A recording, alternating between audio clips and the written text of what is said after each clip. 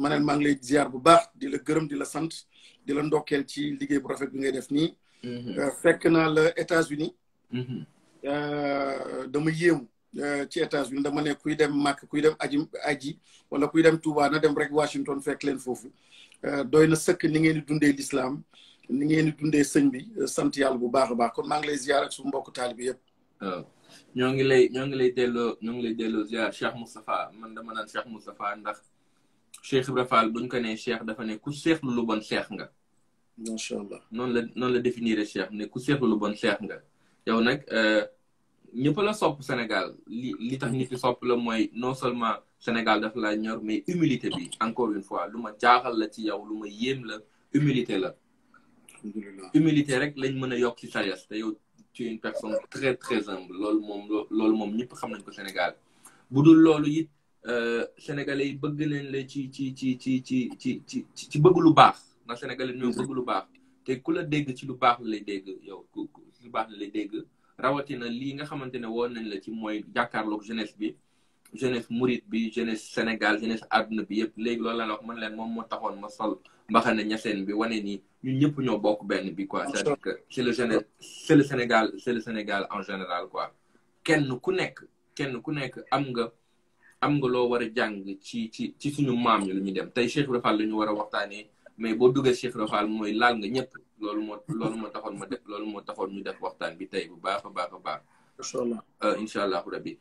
kon sëñ Moustapha xam naa ne Sénégalais yi li nga xamante ni fa lañ toll tey mooy wàllum feebaru coronavirus bi ñëpp xamoon nañ ni yàlla dogaloon na bokk nga ci ñi nga xamante ni moom la daloon yàlla ci xarañam mu dimbali la ba nga wéraat xam naa ni kenn ku nekk mi ngi inquiété wu di xool sa état de santé lan nga ñu mën a wax ci loolu balaa ñuy commencé dugg ci waxtaan bi. di sant bu baax di gërëm sumay mbokk jullit yëpp mbokk sénégalais yoo xam ni jot nañ ma ñaanal. bi ma mbir bi dalee gis naa réaction yi ak ñaan yoo xam ni ku nekk tàllal na loxoom suñu borom pour mu mucc ci. mu nekk loo xam ni man suma bopp lu yéeme la woon. bi may def vidéo bi maa ngi ko def ndeysaan di xaw a lox ma ne man de vidéo bi xam naa su ma ko defee le lendemain ñëpp nañ ma tufli ne ma cey waa ji am corona ngo wante suñu borom ëlbati lépp rafetal lépp moo tax mu am benn xeetu sant boo xam ni dama koy faral di wax alhamdulillahi allazi asxara jamila wa satara xabiya sant suñu borom boo xam ni moom mooy feeñal loo xam ni dafa rafet dafa taaru mu feeñal ko lii ñaaw nag mu nëbb ko maanaam lépp lu ñaawoon ci man bis boobu daf ko nëbboon jiital lépp loo xam ne rafet na nit ki nag rafetlu bu baax vidéo bi ñaanal ma ci bu baax maa ngi ci sant bu baax kenn ku nekk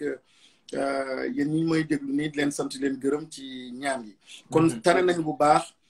mu nekk feebar yoo xam ne dëgg la am na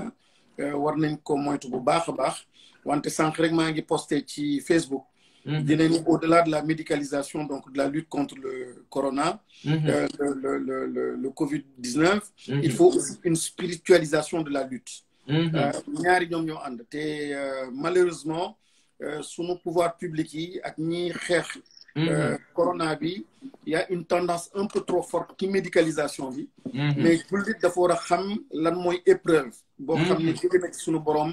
wàcc ci kaw humanité donc su dee dañ koy occulter di continuer di occulter dafay mel ni dañu tëx dëgg la te day baax nga dem gis médecin baax na nga sol masque baax na nga jël ay garab wante baax na tamit nga gis le message côté spirituel pour le percevoir et je pense que loolu la sunu borom di xaar ci ñun kon daal jàngat yooyu rek laa ci def di ñaan yàlla jëlee fi balaa bi mais aussi ñu jàng ci ragal yàlla et mu gën ci humanité bi macha allah rabbi ndeysaan man chaque jour li may jaaxal si yow mooy approche spirituelle bi ngay am ci lu mujj xew loolu daf ma loolu vraiment daf ma neex ci yow loolu moo tax ñu nekk xarit loolu moo tax mag yow xam nga on peut rester autant d'heures au téléphone di waxtaan ndax loolu dama ko gis ci yow pour répondre la foofu noonu dafa am ñi ñuy wax al ashara al mubasharun bil janna loolu boo ko déggee mooy fukk ñi nga xamante ne ñoom la yonent bi salaatu wasalaam wax ni àjjana lañ jëm 10 lañ woon 10 saxaaba lañ yoo xamante ne yonent bi salaatu wasalaam moo ni ñii dem nañ àjjana te génn guñu àdduna. kenn si ñoom ci al mubashara yooyu noonu kenn ki Abu Hubayda la tudd. c'était un compagnon du prophète. ndax ñoom 10 lañ doon da ngay wax xulaafatu rashidin yi da ngay naan Ababakar wax Omar wax Ousmane wax Ali wax Abu Hubayda wax Talha wax Abdurrahman ibnu Awf wax Saïd wax Saad wax Zubayr. Abu Hubayda ci mbas la génne àdduna. moom ci mbas la génne àdduna. nga xamante ne mbas bu mel nii dafa amoon fu mu tolloon ci yàlla ba yonent bi sallallahu alayhi wa sallam wax ni kii àddina la jëm moom mbas moo ko yóbbu. nga xam ni mbas dina dal ku baax dina dal keneen bu nekkee nitu yàlla koo xamante ne c'est un compagnon du prophète bokk ci yonent bi wax ni ñoom ñooy ñu gën a important ci àdduna bi mu génn àdduna ci mbas kon na ngay xam ne approche spirituelle bi dafa am foofu noonu. maanaam jamonoy Serigne Touba ak Cheikh Ibra mbas mu mel nii amoon na. man sama maam bi nga xamante ne soxna Cheikh Ibra Fall la woon ñu koy wax soxna Xari Diop moo jur sama yaay sëñ Mbacke Xari Diop ci mbas la génne àdduna. macha allah nga xamante ne approche spirituelle dafa am solo. day loo xamante ne mën naa dal ku ne kenn mën na cee dal kon maa ngi sant bu baax ci yàlla ni mu la joxe humilité xam loolu noonu ak humilité jël épreuve boobu noonu ndax ñaar moo am koo xam ni dafa gëm kooku dañ koy nattu ku gëmul la ñuy teg musiba waaye yow heureusement ba nga gis côté épreuve bi te yàlla na la yàlla defal la li nga xam ni mooy devant chaque difficulté y a une facilité yàlla na nekk l'ouverture de la facilité pour toi. Donc kon ñu waxtaanee ci sujet bi c'est Mame Cheikh Ibrahima Fall très rapidement comment on peut profiter de ces enseignements. yow qu'est-ce qui t'inspire Mame Cheikh Ibrahima Fall boo déggee Mame Cheikh Ibrahima Fall lan ngay xalaat. Mame Cheikh Ibrahima Fall radiyallahu anhu li may njëkk inspiré mooy le message l'ultime message boo xam ni les 124 000 prophètes yoo xam ni sunu borom yónnee na ko subhanahu wa taala par miséricorde à l'humanité et il le dit dans le Coran le message il est unique mooy la ilaha illallah gëm leen ni yàlla kenn la et Mame Cheikh Ibrahima Fall axe colonne vertébrale l'épine dorsale de lépp loo xam ni moom la xeex moom la wax moom la jëf benn épine dorsale boobu la moom mooy la ilaha illallah tawhid gëm yàlla kennal yàlla bennal yàlla jaamu yàlla et mu am nag lu am solo loo xam ni il faut ñu associer ko ci jaamu yàlla moom mooy d'abord liberté lii ñàkk tey ji Afrique moom la Mame Cheikh Ibrahima Fall amoon contrairement à ce que l'on peut penser quand on parle de Mame Cheikh Ibrahima Fall ni mu jokkoo ni mu déggee ndigal ni mu nekkee ci taalibe sëñ Touba yëkkati sëñ Touba fàtte boppam jiital sëñ Touba mën nga jàpp ni àndu la woon ak liberté wante c'est tout le contraire parce que dañuy commencer mbir bi mooy bi mu nekkee ci quête spirituelle am ak quêtu yàllaam mooy nitu yàlla yëpp waliyu yëpp prophète yëpp nit ñu baax ñëpp dañu nekkoon ci axe boobu di def la quête de Dieu et ci quêtu suñu borom boobu il faut absolument nga am liberté parce que soo amul liberté rek da ngay bokkaale soo amul liberté di nga dem jokkoo foo xam ne doo jokkoo ak moom parce que simplement waa ji dafa am xaalis wala dafa am ay nit donc soo amul liberté doo mën a def le choix boo xam ni qui correspond réellement à tes convictions profondes kon wër na xool na laajte na gis na ñeneen nee nañu du ñii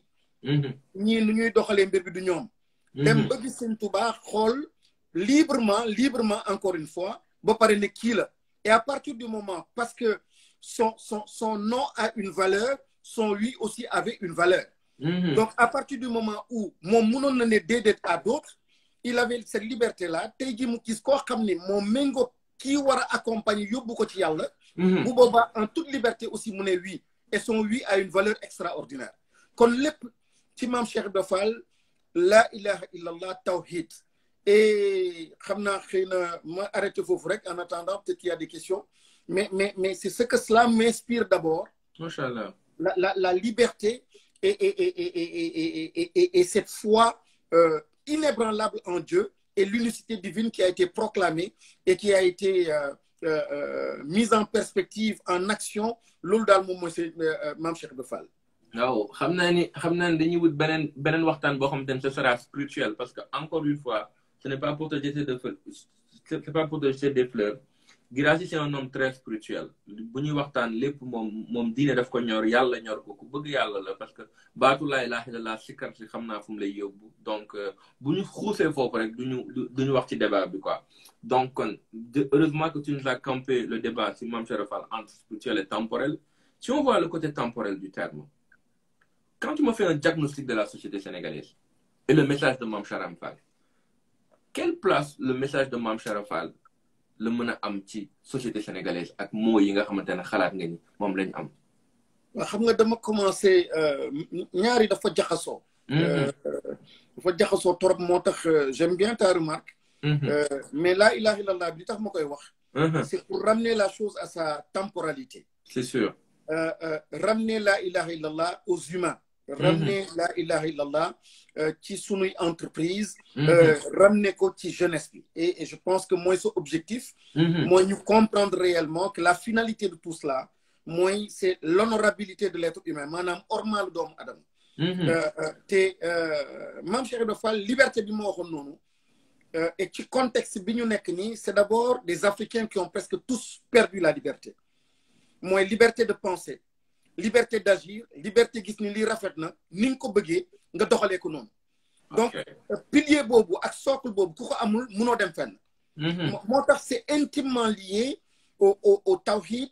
intimement lié à la notion de liberté. Donc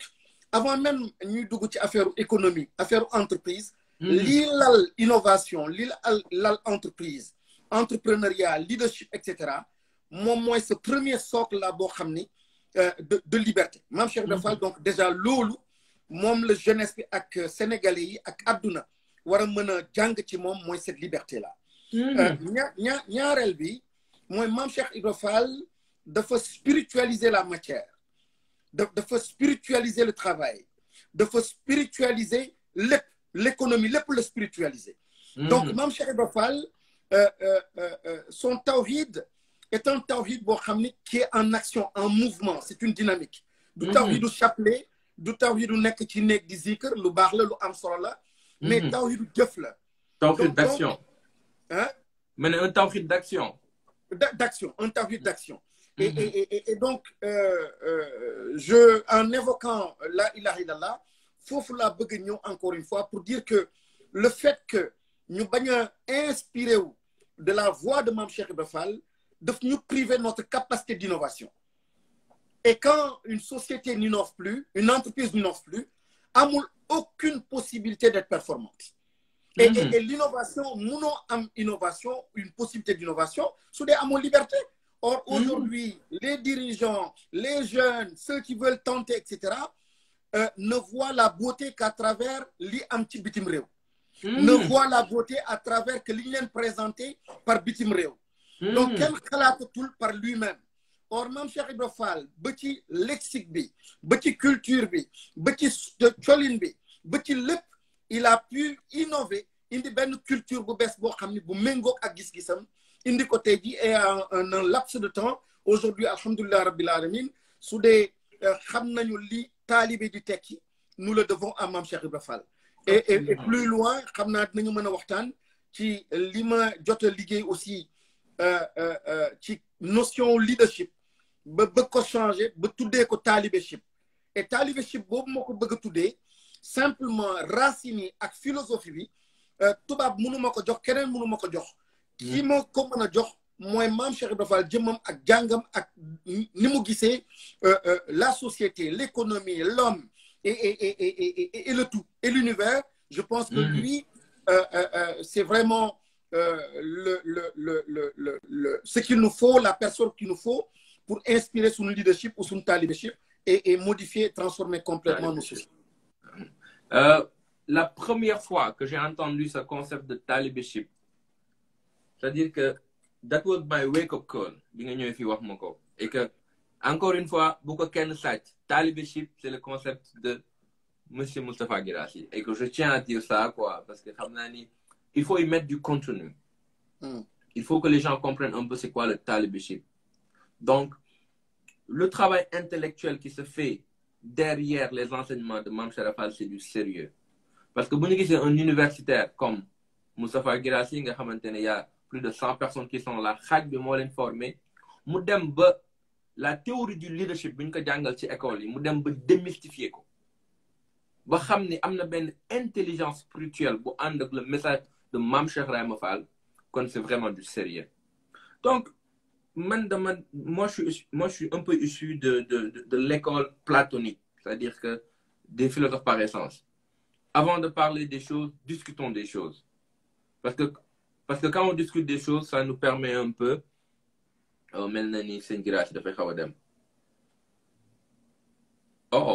Connexion bi mi ngi taw connexion bi mi ngi xaw a këf ki bu ñu def ni Wi-Fi moom ñu ne woon baax na kat mu xaw a. Donc ma def benn petit ramassé ci lu ci Guirassy doon wax parce que dafa am benn concept bu ñuy waxtaanee depuis très longtemps, c'est le concept de talibeship. Concept de talibeship bi mooy leadership boo xamante ni dañ ko mën a jàngee ci histoire Mame Cheikh Ibrahima Fall. Mame Cheikh Ibrahima Fall lépp loo xam ni ma ngi ko doon def dafa ànd ak jamono te dañ ci mën a jàngee àdduna. École yi nga xamante ne ñi ngi fii ak ñi nga xamante ne dañuy taxaw naan dañoo war a jàngale suñu mag yi école bi, c'est bien beau de dire mais il faut y mettre du contenu. Et que lu ñuy def nii ak yéen on met du contenu dans les notions yi nga xamante ne dañoo foogoon ñun amuñu ko. Mais boo indee notion leadership dañ la naan hey baat bi baatu anglais la, ship bi feneen la jóge kon ñun dégguñu la. Mais boo nee talibeship daf lay wan ni mën nga sol sa baylaat wala mën nga sol sa mbaxane ñaseen wala nga sol leneen ba pare nekk un leader dans la compagnie. Mën nga sol sa njaxas wala nga def say rasta nekk un leader dans ce que tu fais. Le terme costume cravate ak yi nga xamante ni moom la nit ñi foog ni noonu la ñuy définir ak leader dañoo war a nekk à un moment donné dañoo war a tas loolu noonu. Nu ñu koy tasee nag c'est encore une fois y mettre du contenu. Il faut penser sur la notion de leadership. Soxna kenn bëggul bindaatal ma les enseignements de Mame Cheikh Ibrahima Fall doole ci le leadership le talibeship nga xamante ne moom mooy nekk premier kii bi ñu épingle thème bi. Kon le concept de talibeship la ñuy waxtaanee. Talibeship c'est un peu l'intelligence spirituelle. Am na lenn loo xamante ne bu nekkee man dama ñëw sa compagnie ne man Baye Fall la am na lu bari sa compagnie du ma ko jàngal. Nu may ñëwee waxtu sa compagnie du ma ko jàngal parce que man. Salaamaaleykum. waaleykum salaam jégal ma dafa coupé woon laa. amul benn solo c'est la connexion qui fait défaut des fois. Commentaire yi fi mu toll nii fi nga tolloon la ñëpp di waxtaanee mooy le concept de talibeship. Macha Allah. Fi mu toll nii les xale yi ils sont très très contents d'entendre ce nouveau thème pour aujourd'hui. Comme je disais que moi je suis issu de l'école platonique des philosophes par essence, parce que avant de parler des choses, discutons des choses. Quand on met de l'objet dans la chose, ça nous permet un peu de limiter la chose, de savoir de quoi on parle. Si je te posais la question de savoir quelle définition ngay dox talibeship, nan nga may wax? Concept talibeship nu ma koy définir, c'est ça? Waaw.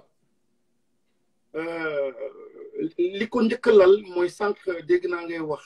notion intelligence spirituelle dafa am solo. Am na benn intelligence mentale boo xam ne am nañ ko xam nañ lu muy tekki. Am nañu benn intelligence émotionnelle xam nañu lu muy tekki maanaam. Est-ce que mën nga ñu ci rappeler waat tuuti rek. waaw ñu mën a ko suivre. waaw xam nga dafa am benn courbe savoir boo xam ni. ci xam-xam ci suufa suuf. yaa ngi am li ñuy wax les données. nga yëg tuuti nga am information. lii sut information moom mooy les connaissances. lii sut connaissance moom mooy intelligence. lii sut intelligence moom mooy sagesse hikma. lii sut hikma moom mooy la vérité te kooku sunu borom la. donc donner information connaissance intelligence hikma ak ci kaw a kaw yàlla nekk fa mooy dëgg suñu borom mooy dëgg donc soo xoolee intelligence mœurs connaissance diplôme am du dara donc l'ingénieur le juriste et cetera ça c'est au niveau des connaissances donc mën nga ci am lu bëri taxul réew ñu tabax ko dëgg la donc intelligence tamit mën nga am intelligence bi ñëw nax la une intelligence maléfique boo xam ne da nga koy utiliser di nax nit ñi kon doyul lii ëpp doole moom mooy intelligence ak connaissance et cetera mais hikma sagesse moo tax suñu borom suy wax ci alquran tamit souvent suy wax ci yeneen yi ñu bëri daf leen di ne may naa ko xam-xam ak may naa ko hikma moom la wax Moussa alayhi salaam moom la wax Isa alayhi salaam moom la wax presque tous les prophètes donc il y a les deux dimensions mooy le savoir et le hikma et aujourd'hui il y a de grands spécialistes en matière de management des organisations qui te disent que la sagesse moom mooy li manqué aujourd'hui dans nos organisations te tey jii ku xool adduna nga xam ni du ingénieur ci manqué du médecin moo manqué du mécanicien moo manqué mais li manqué adduna tey jii mooy des gens sages yoo xam ni dinañu sóoraale le pauvre ñoo xam ni dinañu ànd ak dal dinañu ànd ak humilité yooyu nag du xam-xam boo xam ne da nga koy jàng université mais xam-xamu hikma la moo tax suñu jàngu taalibe mu am solo jàngu sëñ Touba ak li tax maam Cheikh Ibra Fall ne ko yow la mooy maam sëñ Touba nee na ko tamit su dee da nga ñëw simplement pour jàng ay téere tu n'es pas à la bonne école mais su dee beneen dimension la beneen xeetu jàng la ak dem ci yàlla kaa ñu ànd parce que boobu man ci boobu laa nekk kon ñu taxaw foofu juste parce que c'est très intéressant mu recamper débat bi encore une fois prenez vos bloc-notes et vos feuilles parce que fi mu toll nii dañoo nekk ak benn borom xam-xam boo xamante ne cours magistral la nekk di def quoi en plus yéen am ngeen pré-excellence su xam talibeship lu concept bu ñu nar a développé tey jii nii quoi kon dafa mel ni premier jour bi nga xamante ni Mame Cheikh Ibra Fall gisante nag Serigne Touba fa nga nekk nii mooy 20e jour weeru koor bi kon dafa mel ni Serigne Touba mi ngi doon guider ci intelligence spirituelle ci taalibe ci Mame Cheikh Ibra Fall loolu nga nekk di ñuy expliquer fi mu toll moom laa bëgg wax nii mooy nii dès le début modèle éducation modèle formation de l'être humain boo xam ni intelligence spirituelle moom laa doon tontu ni nga wax ni lan lay naka laa koy firé mooy sëñ Touba wane na foofu nii lii am solo mooy lépp li ngay def mooy au bout na nekk une quête de sens intelligence mentale ak yooyu yëpp day naxaate rek intelligence su émotionnelle baax na moom mooy indi benn empathie moom mooy indi yërmande bi mooy indi et cetera mais la finalité mooy lépp looy yëngatu mooy au bout nga rechercher le sens la signification mooy l'agrément de Dieu comme on dit loolu beneen dimension la intelligence spirituelle moo koy indi dans une organisation te Mame Cheikh Ibra Fall mu jox la ndox mu ne la toogal jullil wooral reyal la xar dem ci tool bi et cetera lépp la finalité mooy le sens mooy yàlla bi mooy yàlla l'agrément divin et dans une organisation aujourd'hui su doon tey jii ku yëngatu moom mooy finalité boobu di nga am intelligence spirituelle boo xam ne day kon le talibeship le moteur principal ci biir talibeship moom mooy cette intelligence spirituelle là parce que la finalité bi ngay ut du finalité leader boo xam ne classique bi ñuy jàngal mooy il faut qu'il parle bien il faut qu'il soit éloquent il faut qu'il sache mobiliser et cetera parce que mën nga def yooyu yëpp comme quelqu'un comme qui est Trump seen dëkk boobu États-Unis qui peut être un très bon leader selon la définition yoo xam ne jàngal nañu ko ci université yi mais en réalité en termes d'impact et en termes de sens pour l'humanité mais loo xam ne la musiba la kon talibeship intelligence spirituelle boobu daf ci am solo benn après am juróomi ponk yoo xam ne am na solo lool manel mooy benn ponk bu njëkk bi mooy conscience 5 conscience te bi ma nekkee ci yéen foofu Washington bi ñu ma doon woon Pentagone ci oto bi lañ ma nekk Pentagone mi ngi ne la fekk nag réflexion bi nekkoon ci 5 consciences yi moo tax ma tuddee ko le Pentagone des consciences du ma leen fàtte moom du ma fàtte Washington le Pentagone des consciences maanaam juróomi conscience yi conscience bi njëkk bi lal mbirum talibeship mooy conscience de soi xam sa bopp waaw sëñ bi loolu rek manel Mame Cheikh Ibra Fall macha allah waxam yëpp toutes ces sagesses. et bëgg naa tamit ñu profiter ci li nga jàngal ñu ci yu bëri. sagesse yëpp il nous renvoie à la connaissance de soi très très souvent xam sa bopp xam sa bopp xam sa bopp. et que li gën a am solo ci loolu noonu dinaa ci damay wax xikma bu Mame Cheikh Fall wax ci loolu noonu bàyyi la nga développé ko. Mame Cheikh Fall sëñ Ndiaga Diop mi ngi koy wax et que ñu bari ñu ngi ma ci laaj lan la wax boobu mooy bellee suma ràññee suma bellee suma ràññee. parce que loolu mooy le culte de l'excellence prôné par Mame Cheikh Fall. bellee suma ràññee suma bellee suma ràññee loolu moom laa définir nit ku nekk tu dois être la crème de la crème de la crème. macha allah. Mame Cheikh Fall dafa ne yàlla moo ràññee ba noppi wax wala xadd karam naa bani aadama. mais li ma créé yëpp nit moo ci def. Et il a créé les montagnes il a créé les baleines il a créé les léopards ay création yu rafet la yàlla créé. macha allah créé sax malaaka mu ne nit moo ma gënal si loolu. wala xaddi karam naa bani aadama mu dem ba ci biir nee na mu gis Serigne Touba. Serigne Touba gis ko yombul ndax dafa ne raasi ka jox ko say pexe. dafa seet Serigne Touba seet ko ba gis ko. gis nga effort yi Mame Cheikh Fall wan ni da nga ko war a fournir boo bëggee lu baax. mu gis Serigne Touba jébbalu ci moom. maa ngi wax l'autre jour la raison d'être d'une organisation c'est permettre à des gens ordinaires d'être extraordinaires. boo jébbaloo Serigne Touba tu es extraordinaire parce que xam nga ni àjjana lañ la jaay ba noppi boobu noonu. kon bokkaat nga ci beneen bellee suma ràññee bi.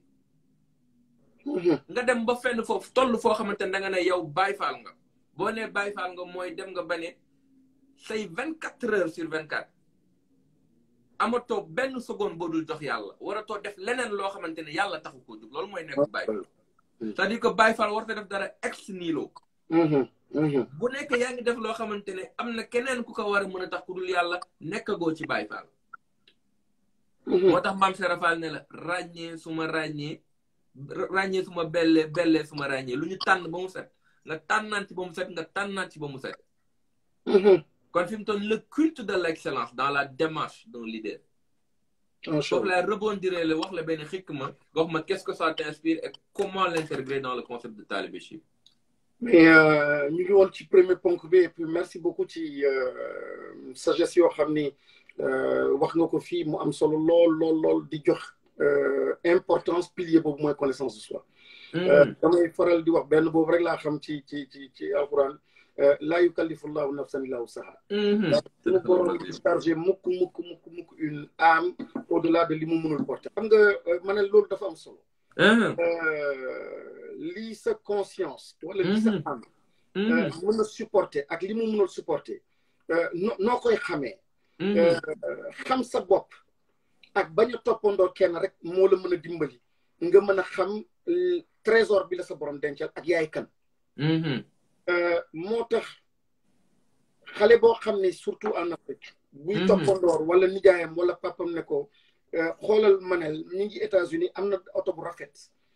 kooku ñëw renoncer à tous ses rêves et à tout ce qu'il était au fond de lui-même. pour simplement imiter l'autre il vient de renoncer loo xam ni moom la yàlla tegoon comme charge sur sa conscience son âme. kon xam sa bopp mooy seetlu sa bopp mooy xam lan moo lay vibrer loo xam lan mooy sa destin xam lan mooy njëriñ boo xam ne yàlla indi na la ci kaw suuf parce que amul kenn koo xam ne maa xalaxte haza baatilan amul kenn ku sunu borom sàkk indi fii ci kaw suuf pour loo xam ni vraiment en vain képp koo xam ni jox na la ruu nga nekk fenn ci biir kër ci biir koñ ci biir gox am na loo xam ne benn rôle boo xam ne war nga ko jouer kon la personne heureuse la personne boo xam ne développé na intelligence spirituelle am mooy koo xam ne jot na méditer ci boppam méditer ci àdduna ànd ak benn sérénité benn lucidité ba xam lan mooy yoonam su dee picc ak bëgg picc moom nga war a servir ba texe ba servir l'humanité bul mukk gestu pour ni da ngay xool kenn su dee bay moom moo war a nekk loo xam ni moo lay teddal humanité bul gestu mukk xool borom oto bi borom avion bi. mais absolument laa yukallifu llaahu nafsan illaa wusahaa mooy li lay sonnal li lay tere nelaw loo xam ne mooy sa passion maam Cheikh Ibra Fall war nañu dëgg lan mooy l'âme boo xam ne que Dieu a chargé moom sa passion et son ambition c'était Sëñ Touba et il nous l'a montré toute sa vie durant comment on peut servir son ambition et je pense que c'est une source d'inspiration par rapport à ce premier pilier mooy xam sa bopp xam fi nga jóge xam ki nga doon xam li tax nga ñëw kaw suuf mu nekk des questions yoo xam ne sa papa du la ko tontul sa nijaay du la ko tontul sëriñ bi du la ko tontul absolument sa biir bopp sa biir xel sa biir xol nga identifié ko nga ne lii la nga jàpp ko nag ànd ceeg yàlla ànd ceeg intelligence boobu di ko dox mais c'est tellement intéressant côté boobu dama lay layal li nga wax ci histoire Sëñ Touba ak Cheikh Ibra macha allah jërëjëf la première des choses Mame Cheikh Fall mës na toog nit wax aaya boobu mu ne leen lu yàlla wax ci aaya bi doom ñu ne ko yàlla dafa ne yàlla tegul kenn lu mënul xam nga lan la leen tontu mu ne la doom yéen a ko firee noonu waaye yàlla lu mu teg nit mënees na ko allahu akbar dégg nga wax ji parce que mu ne ko nga ne lu Alxuraan mu ne ko yàlla tegul kenn lu mënul sa defal ne ko doom yéen a ko firee noonu waaye yàlla lu mu tegees nit mënees na ko te muy dëgg est-ce que nag dépassement la lay Mame Cheikh Fall jàng et ma ne gis nga vraiment boobu moom dafay baax ñu insister ci lu mu teg kaw amu nit ak conscience nit te parce que war nga ko mën nga ko bu baax waaw mbir bi nag moom mooy nga bañ a tricher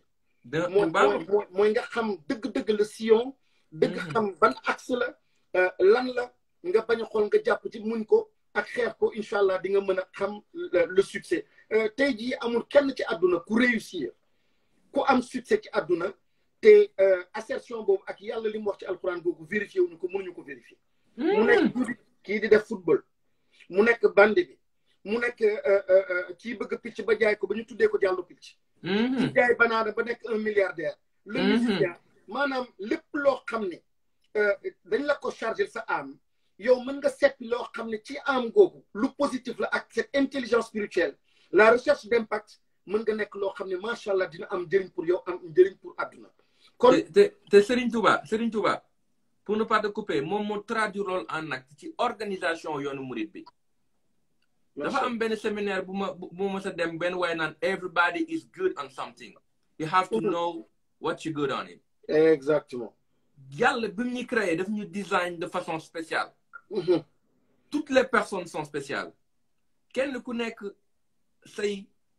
aptitude ak say attitude dafa différent xanaa xamoo foofu la tubaab jaar ba mën a créer la chose la plus sûre au monde mooy empreinte digitale ndax kenn ku ne am nga différence boo xamante ne c'est différent ci keneen nit ki ni nga sa empreinte digitale bañ a nduroo keneen ki noonu la sa lépp bañ a jaar absolument Serigne Touba bu muy organiser këram nga dafa fexe ba xam kenn ku nekk lu mën a mën mu ne la defal loolu rek c'est yow de sëñ bi vraiment xise yi moom expliqué na bu baax et clairement et de façon précise waaw axe boobu waaw Serigne Touba c'était le docteur des âmes parce que moom yàlla mayoon na ko bu xoolee ruu gi mu xool kenn ku ne lu mën jërëjëf et que lu gën a grave ça partait au-delà des classes yi ñu xamoon jërëjëf xam nga ka lan la lay inspiré ku sant ka xam nga ku sant ka pël la Serigne Touba wax loo ko ay wolof kon Serigne Touba dem na au-delà de langue bi kii doomam mooy bind kàlla mu ne ko bindal Serigne Touba dafa doon jël këram koo xamante ne maamam dafa doon jàngale alxuraan mu koy awloo mu ne ko yow del aw ci biir kër gi ki nga xamante ne moom alxuraan la mën mu jàngloo ko alxuraan jël Mame Cheikh Fall mi nga xamante ne liggéey la mënoon mu koy liggéeyloo ci biir kër gi jël sëñ Daara Rahman loo mu yorloo ko daara ji jël sëñ Mbàkke Buso lépp loo xamante ne étude islamique mu def ko ba mujj gi mu jël sëñ moo dem bàyyi ko école bi répartition bu dee tâche boobu noonu dafa lay wan ni kenn ku nekk am na li nga mën te boo ci constaté gis ko ci te maa ngi lire léegi benn commentaire wala benn question kenn koo xam ni defe naa bugguma 221 nee na daal mais comment le réveiller comment réveiller loolu ci yow et loolu sëñ Manel daf may indi war da ci tawhid mooy am na foo xam ne tawakkaltu alallah waaw gëm yàlla ba pare gëm ni yàlla jox na la loo xam ne mi ngi ci yow war nga mën a réussir amul beneen solution la confiance en soi bi ñuy wax mooy simplement être capable wéeru sa borom et loolu méditation gëm yàlla dellu di xool di xalaat di gis keneen di inspiré wu et confiance en Dieu surtout loolu dafa am solo trop Mame Cheikh Ibra Fall dimension bi mu toll ak ragal yàlla bi nekk ci moom pour gàtt xel mën na jàpp ni kii dafa wóolu boppam trop wante wóolu boppam trop googu c'est égal simplement wóolu yàlla waaw soo wóoloo sa borom dëgg-dëgg lépp nga wéer ko ci moom ça veut dire am nga loo xam ne mi ngi ci yow loo xam ne macha allah damay faral di wax ni bismillah suñ koy waxtaanee ma ne ko bi ma nekkee ministre su ma daan dem ci benn bërëb di ne au nom du chef de l'État ñëpp déglu ma man suma bopp sax bi koy wax damay tiit parce que su ma ne au nom du chef de l'État ñi may déglu dinañu xam ni kilifa moo ma yónni man suma bopp man mii war a wax au nom de chef de l'État am na ni ma war a soloo am na ni ma war a waxee am na ni ma war a taxawee kon ñi may déglu tamit am na ni ñu ma war a dégloo ak cër ak respect boo xam ne war nañ ma ko jox parce que dama ne au nom du chef de l'État kon jullit bi ne bismillah waxul maa ngi tàmmali ci dara mais plutôt mi ngi rappelé wu simplement xalifa boo xam ne nekk na ko ci kaw suuf di représenter yàlla sunu borom ci kaw suuf mais absolument te sooy représenter sa borom ci kaw suuf dafa war a am da nga war a ànd ak benn élégance ak benn dignité boo xam ni comme Mame Cheikh Ibra Fall ngay nuroon mais absolument et que ñaar ñooñu waaw ñaar ñooñu dama lay jox ñaari citation pour appuyer sa thème nga dem macha allah ñaar ñi nga xamante ne c'est la base du mouridisme da nga naan Mame Cheikh Ibra Fall wax Mame Diarra Bousso kenn ku nekk jàngale nga ci loolu nu ñu koy réveiller je commence par Mame Diarra Bousso xam nga lan la wax kër Mame Mor Anta Sali bu ñu ko fa indee moo bëgg ku nekk déglu ma mu ne leen yàlla de dafa wax ne alayhi salaatu wasalaam moom mooy yonent bu fi mujj waaye su mujjut woon ma xam ne Aminata du ma gën doom motivation boobu la Mame Diarra wax ci biir ci guddi bu ñu koy indee kër Sëñ Tuubaa ne leen moom dafa gëm ni yonent mënta am loolu moo tax Aminata gën ko doom waaye bu nekkoon jur yonent possible na moom li muy jur ci biir kër yonent bi la te duggagut ci biir kër gi macha allah gis nga motivation boobu noonu gis nga audace dans les choses boobu noonu mu wax Mame Cheikh Ibra Fall ne buy wax ak Sëñ Tuubaa daf ko ne tànku yàlla yi laa topp ba mu indi ma ci yow soo mu waxee fu mu fëlee ma dem bàyyi la parce que ak fu yàlla toll nga xam ne Sëriñ Tuubaa sax dafa natt Mame Cheikh Ibra Fall ne ko ndax xam nga fu yàlla nekk boo ko xamoon doo ma fi fekk parce que ne ko boo xamoon fu ma xamoon fu yàlla nekk doo ma fi fekk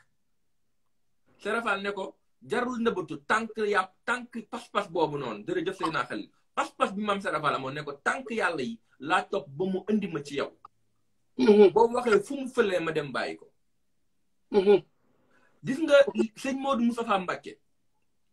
nga xamante ne murit bu nekk war naa jàng ci moom at yi mu amoon nekk Serigne Touba 40 ans la amoon nekk Serigne Touba waxuma la sax jumaay Touba bi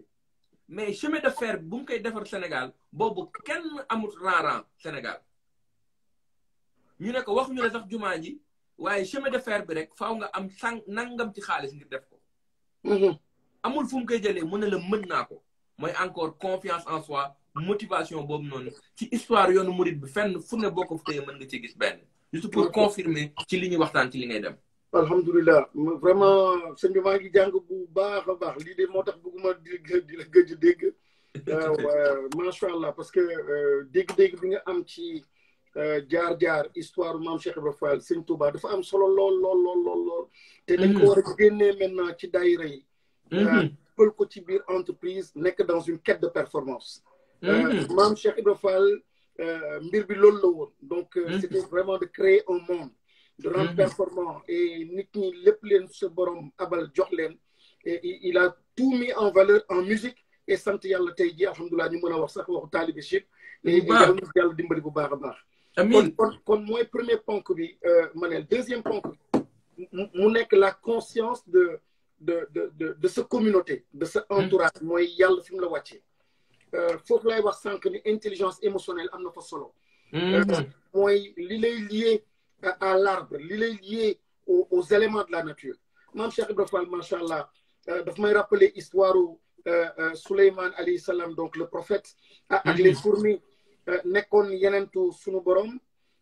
wante di dox yàlla di ko déggloo fourmis yi mu leen di respecté ba fourmis ne taxawal ñu daw balaa mu ñuy dëgg ñoom ñuy daw maam yenent bi Souleymane dégg leen xaw a muuñ yàlla di indi benn waxtaan bu am solo entre le prophète Souleymane ak les fourmis xam nga lu am solo la l'être humain avec l'honneur et la place bi mu amoon ci sunu borom am benn humilité boo xam ne mi ngi doon waxtaan ak des fourmis des insectes comme ay fourmis ma yokk la fenn foofu lu neex loo xamante ne xëy na mosoo ko dégg macha allah Serigne Touba bi mu yónnee rakkam Thierno Ibra Faty xam nga lan la Serigne Touba wax Thierno ne ko matuma nettali ndax fourmi bu doon dox sa tànk sax dégg naa li muy wax allahu akbar jërëjëf Serigne Touba loolu la wax Thierno ne ko fourmi bi doon dox sa tànk sax yëg naa ko jërëjëf et dafa am solo exemple yi ñu joxe nii poussé na trop wante war nañ ci mën a jàng dara bu baax mooy cette conscience de la communauté xam nga tey jii ci biir kër yi li ma seetlu muus bi su ñëwee ñu bëri ñoo jël xeer sànni ko xeer dem naa su ma dernier voyage bi aux États-Unis ma ne dafa am li ma yéem foofu mooy benn pitax boo xam ne dafa cangoon ci ay fil électrique ci kaw mais ñu gis ambulance yi ak pompiers sapeurs yi ñëw bloqué circulation yi pour ñëw mën a sauver picc googu mu dem naaw parce que su fa toogoon mën na dee ma ne loolu empathie boobu empathie boobu mu am benn mbokk taalibi boo xam ne xam nga ko Omar Seck moom mi ngi doon liggéey ci wàllu bâtiment mu am benn bâtiment boo xam ne dañ ko waroon construire tabax mais administration bi refusé ñu tabax ko parce que dafa amoon ay picc yoo xam ne dañ fa defoon seen nii maa ngi jégalu Moustapha waaw Instagram bi chaque 1 heure de temps dafay coupé macha allah c'est-à-dire que on sera coupé dans 15 secondes d'accord mais on revient direct automatiquement ñu continuer sur cette lancée baax na ma amaat yow beneen 1 heure de temps ma bàyyi la nga dem ci jërëjëf maa ngi ciy jégalu jërëjëf dina coupé bopp